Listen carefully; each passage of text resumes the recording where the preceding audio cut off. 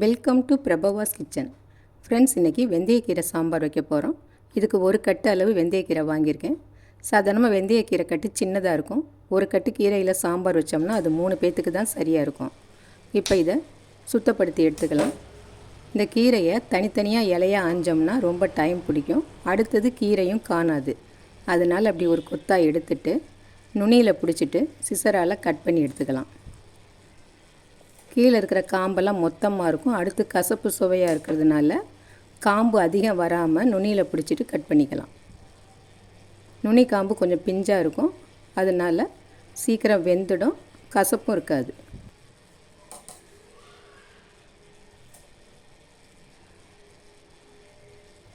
இந்த வெந்தயக்கீரையில் இரும்புச்சத்து நிறைய இருக்குது. வாரத்தில் 2 தடவை இந்த கீரையை சமைச்சு சாப்பிட்டோம்னா உடம்புக்கு ரொம்ப நல்லது. அடுத்து டேஸ்ட்டும் ரொம்ப நல்லாயிருக்கும். இந்த சாம்பார் சாதம் சப்பாத்தி எல்லாத்துக்குமே நல்லாயிருக்கும்.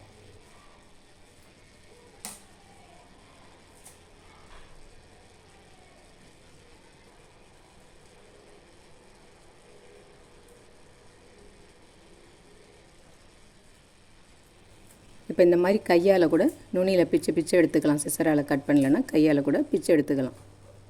இப்போ எல்லா கீரையும் ஆஞ்சு முடிச்சிட்டோம். இப்போ பாருங்கள், இந்த காம்பு தான் இவ்வளோ இருக்குது. கீரை கம்மியாக இருக்குது. ஒரு கட்டு கீரைக்கு 1 கப் அளவுக்கு தான் கீரை இருக்கும்.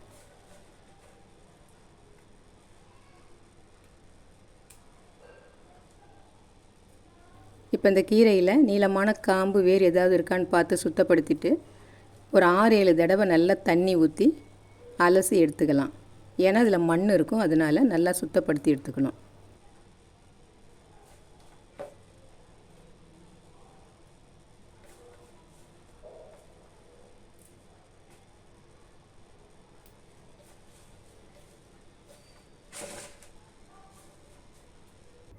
இப்போ கீரையை கழுவி சுத்தப்படுத்தி எடுத்தாச்சு. இதை ஒரு சின்ன குக்கரில் போட்டுட்டு இதோட ஒரு பெரிய வெங்காயம், ஒரு தக்காளி, ஒரு பச்சை மிளகாய் இதை கட் பண்ணிவிட்டு சேர்த்துக்கலாம்.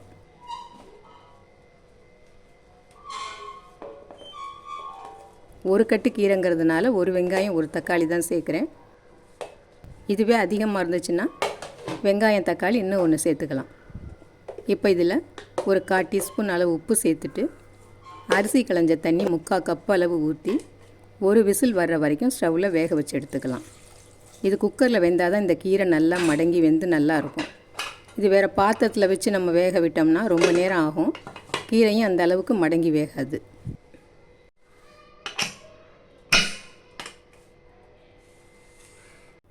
அடுத்து சாம்பாருக்கு துவரம் பருப்பு 100 கிராம் அளவில் வேக வச்சு எடுத்திருக்கேன். இந்த பருப்பு வேகும்போதே அதில் 2 பல்லு பூண்டும் போட்டு வேக விட்டுருக்கேன். இந்த மாதிரி நம்ம சாம்பாருக்கு பருப்பு வேக விடுறப்ப 2 பல்லு பூண்டு வேக வச்சோம்னா வாய்வு தங்காது வயிற்றில். இப்போ இதை நல்லா கரண்டியால் மசிச்சு விட்டுக்கலாம்.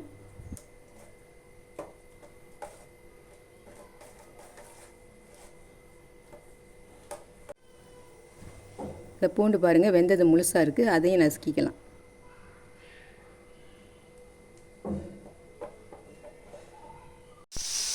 இப்போ ஒரு விசில் வந்ததும் ஸ்டவ் ஆஃப் பண்ணிடலாம்.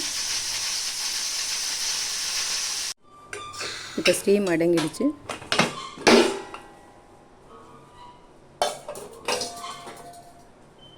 பாருங்கள், கீரை நல்லா வெந்திருக்குது. நாம் வெந்தயக்கீரை சூப்பு குடிக்கிற மாதிரி இருந்துச்சுன்னா இதோட மிளகு சீரகம் கலந்துட்டு டம்ளரில் ஊற்றி குடிச்சிக்கலாம். இப்போ நம்ம சாம்பார் வைக்க போகிறதுனால இப்போ ஸ்டவ்வை பற்ற வச்சுக்கலாம்.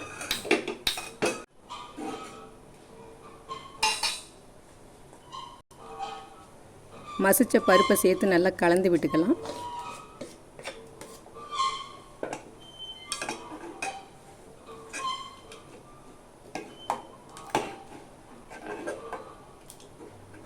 இப்போ இந்த பருப்பு இருந்த கிண்ணத்தில் கொஞ்சமாக தண்ணி ஊற்றி அலசிட்டு சேர்த்துக்கலாம். இந்த சாம்பார் திக்காக இருந்தால் தான் நல்லாயிருக்கும். அதிகம் தண்ணி சேர்த்துடக்கூடாது. இப்போ இதில் மஞ்சள் பொடி 1/4 டீஸ்பூன் சேர்த்துட்டு சாம்பார் பொடி இல்லைன்னா குழம்பு பொடி 1 ஸ்பூன் அளவு சேர்த்துக்கலாம். இது ரெண்டுமே இல்லைன்னா மிளகாய் பொடி 1/2 டீஸ்பூனு, கொத்தமல்லி பொடி 3/4 டீஸ்பூன் சேர்த்தா போதும். அடுத்து உப்பு ஒரு 1/2 டீஸ்பூன் சேர்த்துக்கலாம். ஏற்கனவே கீரை வேகிறப்போ ஒரு 1/4 டீஸ்பூன் அளவு உப்பு சேர்த்தோம். இப்போ இது எல்லாத்தையும் நல்லா கலந்து விட்டுட்டு இது கொதித்து வரட்டும். இது கொதிக்கிற சமயத்தில் நம்ம இருப்பு சட்டியில் கடுகு உளுந்து தாளித்து எடுத்துக்கலாம்.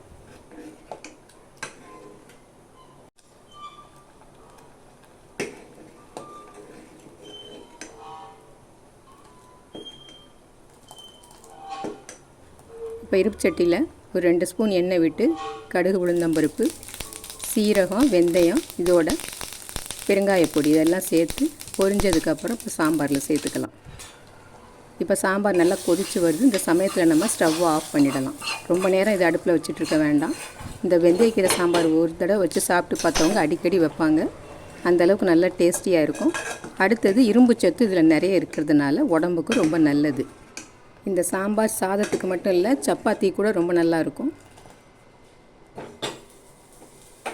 இந்த டிஷ்ஷு பிடிச்சிருந்ததுன்னா லைக் பண்ணுங்கள், ஷேர் பண்ணுங்கள், மறக்காமல் சப்ஸ்கிரைப் பண்ணுங்கள். நன்றி.